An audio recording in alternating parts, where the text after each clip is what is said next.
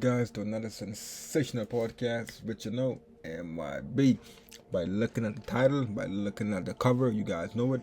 This is my life, this is my passion, this is what I dedicate my life to, the stock market.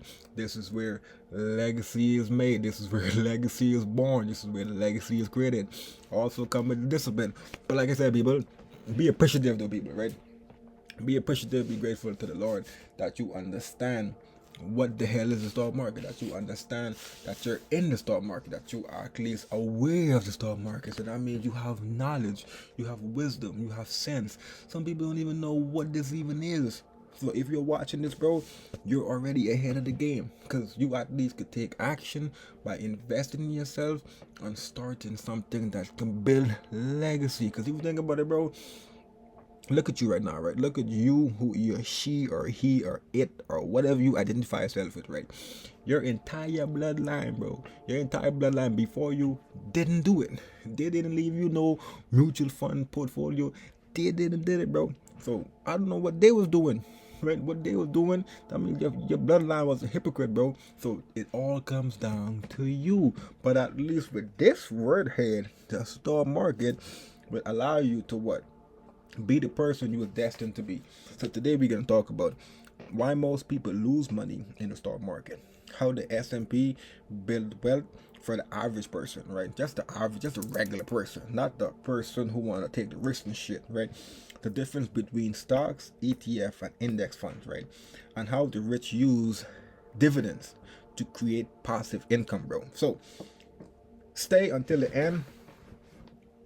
Don't stay until the end. Click on the video. Don't click on the video.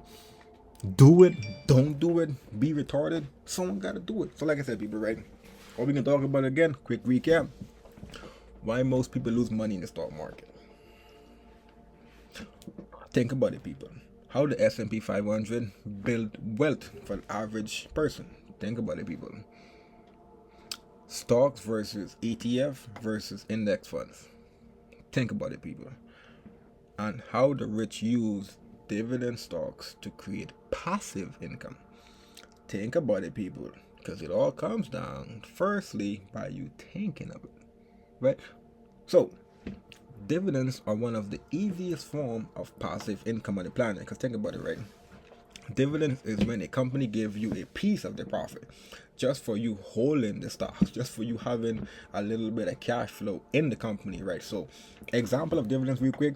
Let's say you put down $5, bro. $5 into Apple, right? Apple itself is working its hard off self because it's Apple. They try to live up to the name. So Apple is working hard, slaving their customers, working hard ass on.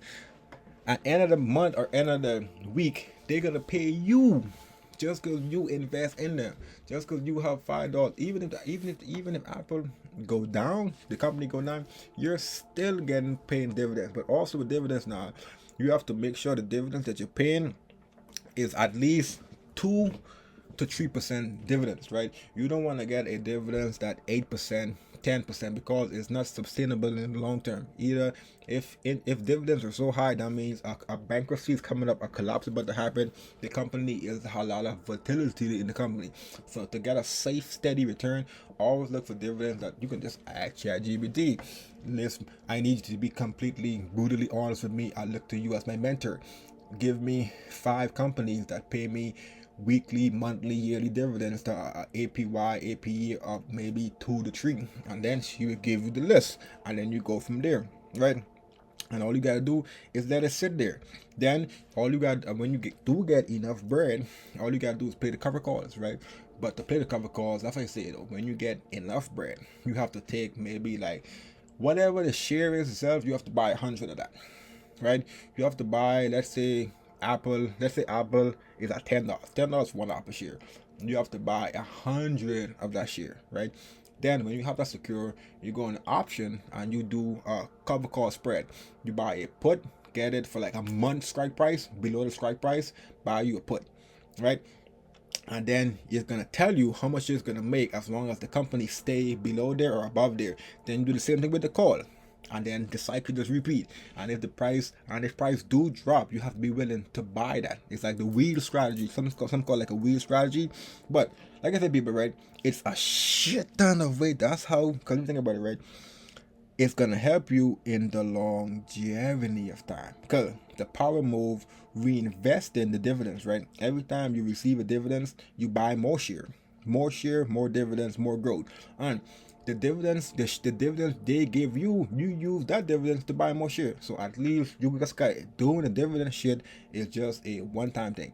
You do it once, and the dividends they pay you, you just take that dividends. Either you want to reinvest, you can set your portfolio to let it reinvest itself, or when they pay you dividends, take that dividends and put it into a different company, and then different company, then it become like a snowball effect, right? So that is why wealthy investors don't chase hype. The best stocks to do the dividends is like Coca-Cola and shit. You know, the Warren Buffett, the Coca-Cola believe companies that don't have no ties in the economy, like YouTube, Rumble, like I said, Coca-Cola, Spotify, they have no effect on the market. Who you know what I'm saying? They just is gonna go regardless, and that's like stocks.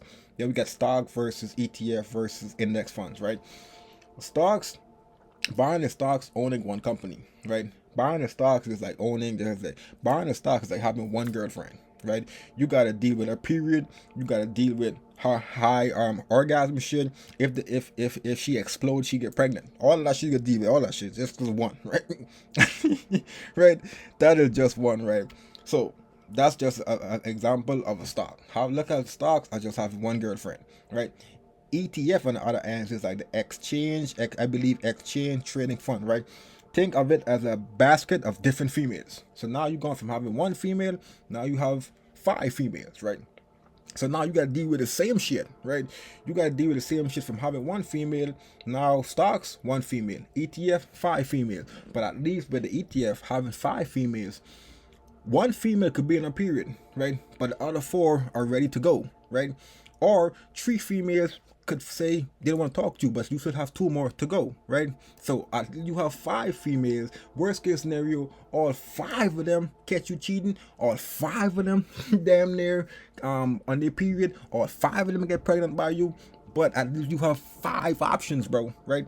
So that's the difference from an ETF, right? Stocks, 1 female. ETF, 5 females, right?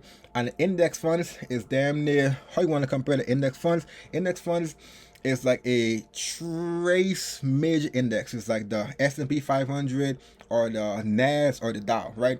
This is how you can control the index funds. Look at the index funds as variety of cultures and bitches, right? So how I say this now? Stocks, 1 girlfriend. I don't want to say bitches. I just apologize. Stocks, 1 girlfriend.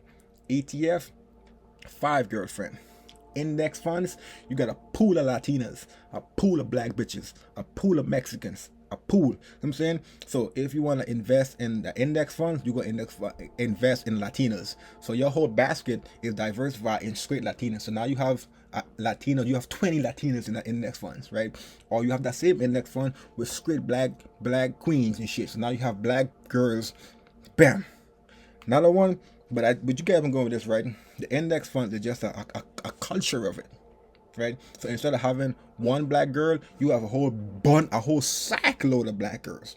So that's pretty much the difference. Which one is better? Now that I gave you guys 1 option, 1 female, 1 stock, 5 female, ETF, variety of culture, index fund. Which is better for you guys? Stocks, let's talk about stocks now. Stocks, good for high risk, high reward. ETF, good for safe diversification. Index funds, the easiest long-term building wealth, right? So however you guys take what I just said, you determine which one is really better for you.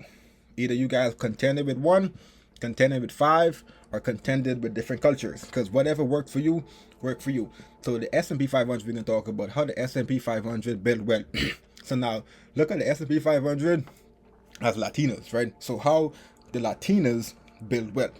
So the S&P 500 is 500 companies in the S&P 500. So index funds, Latina. You have 500 Latina in index fund, right? So that's how make up the index fund. So now you take $1 and you throw it in the 500 bitches, but all of those combine in one. So your dollar is in the pool with 500 bitches. 500 Latinos is working their ass off just to maintain your roster. So now they're working it all. They're trying to suck, milk your dick, doing all this shit just to please you, just because you invested $1 in it. So they're working so hard now your dollar's gonna turn to $2, $3, $4 because these females are working hard to sustain you, and all you did was just put in $1, right? So that's pretty much how the S&P 500 works, right? I describe it with female because it's easier to understand than just talking about the stock market. You see, because if I just want to talk about the stock market without no female, I'm gonna just say this way, right? So, what is the S&P 500? S&P 500, we have the Apple, the Microsoft, the Amazon, the Google, the Meta, Coca-Cola, Visa, Nike, Walmart, Tesla, and the list goes on, right? So when you invest in S&P 500, you're not picking one stock. You're not picking one female. You're owning the entire Latina collection, right?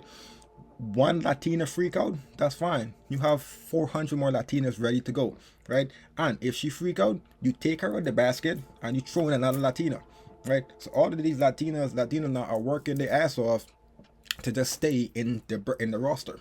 So if you think about it, right, why it worked?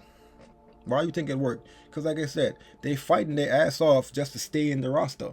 Not even to get to you. They're just fighting to stay in the roster. And all you did was just invest maybe $5, $10. So historically now, let's back to the S&P 500 now. Historically, the S&P 500 returned 7 to 10%. Vice versa, the real estate returned 25%. So big difference. Not every year. Some years are up 20%. Some years are down 15%. But over time, it will grow. If you invest, let's say $100 this month, 30 years from now, you could damn near get $113,000, right? If you invest $300 a month, over a year, you own 300. But what I think you guys see the difference. The money is gonna always grow. So why wealthy people love it? Because it's simple, it's diversified, it's low cost, it requires zero work, and it's beat most active trader because every hedge fund out there, their number one goal should be to outperform the stock market, right? And they can't even outperform the S&P 500, right? That's damn near the only goal. So you invest in that by itself, the market by itself is going to work for you. But the same thing is also now why most people lose money in the stock market. Yes, you can win money too, but in the market you can lose money, even though if you invest in one Latina, which is a stock, 5 Latina, which is the ETF, or the cultures of Latina, cultures of the Black African queens, the culture of which is the index funds, right? So most people don't lose money because the market is bad. They lose money because their behavior is bad. Because the whole market go off psychology and manipulation and speculation. But who controls stuff? Human beings, right? They see 3 red candlestick in the market. Oh my God, there's a bear market. Buy. The market, next candlestick, green. White ball. You know what I'm saying, people? So let me explain. Like I always said, they buy hypes, not value. Like it's a saying, you buy low, sell high. No, you could, you could if you don't have the wisdom. Sure, do that. But my wisdom is you buy low, which is at like an order block zone, a demand zone, and you borrow. I'm not gonna sell. I'm gonna borrow. I'm gonna walk into the bank, show them my portfolio, and tell them I want to borrow against it. And when they give me $10,000, turn it right back around, walk back into the bank. I want to put this down on the first time home buyer. I want to put this down on a home. See the difference, people, from stock market to real estate. So like I said, you don't really sell your stocks, you just borrow against it. Because when you sell, you get taxed. So they buy hype, not value. People here, Tesla to the moon, the penny stock is the next Amazon. They buy, you're going to miss out. But they buy with emotional, not logic. Same with female. Female go off emotional, not logic. If a female say how mom die or some shit, you have to hit her with emotional first. You just can't tell her, oh, niggas die every day, get over it. I'm saying, what? No, you just can't tell her that, even though we all gonna die, which is logic, we all gonna die. You just can't tell her that. You gotta give her with, oh, it's fine, I can't imagine what you're going through. You just gotta be there, comfort her, give her that emotional support. You know what I'm saying? She don't want no logic, right? So think about it now, people, right? The panic sell, the market dropped 5%, 10%, 20%, and the beginners freak out, right? So sell at the bottom, Why set the bottom when you can just leave it there and just go play the puts, right? So when you invest in your portfolio, do not sell the portfolio. That's why you just can. You have to understand this shit fully, bro. This go with buying the share, this go with buying the options, and this go with getting the dividends, and this go with day trading, scalping, day trading, swing trading, play the puts, play the call option. Everything have to come together. You just can't play one part of the stock market. You have to play the entire stock market to really profit off it. Because like I said, you buy one stock, which is Apple. Apple dropped today, right? You have $10,000 in Apple share, right? The share dropped. The share dropped to maybe, let's say, $7,000. So now you lose 30% of your portfolio, right? Instead of you selling Apple, leave that there, right? Embrace that loss. Just take it there because you're holding that shit for eternity. Then you cross over to day trading. You buy a put against Apple and you're collecting back the money you're losing on the shares on the put options. You know, people. So it's really the history and the knowledge is gonna all compound because you think about it, right? The market has always recovered every crash, every recession, right? Yes, it's gonna go down, but a crisis have to happen, right? Just like female, she have to give birth, so she have to go down. She have to go through a period. She have to go down, but she come back stronger. Then she go down again. Then she come back. So if you think about it, bro, they try to time the market. Everyone wants to buy the perfect dip, but it can always keep dipping, right? Everyone think the market is at the top, everything at the bottom. No one knows. Like even the damn near marketers don't even know because they just program the market. They just program the algorithm, and the system just go. All they probably did is just pretty much just because the reason I say that, look at all the technical analytic traders, which I am too, because I understand what I'm saying. Look at Monday chart, Tuesday chart, Wednesday chart, Friday chart. Do a quick back test of the charts, right? You're gonna see from Monday to Friday, none of those charts was the same. Maybe two of those charts was the same, right? But all of those charts follow a pattern, which was simply supply zone, demand zone, and order block, right? It's gonna always hit those areas, then it's gonna retrace. So if you think about it, right, they don't understand what they own. Too many people buy stocks without knowing what the company does. I can care less about the company does, but you should at least understand what the company does. For example, Tesla, what Tesla does. You know what Tesla doing by Elon Musk. Apple, what it does. Microsoft. You should be able to explain what the company does. But then again, that's if you want to hold the stock, right?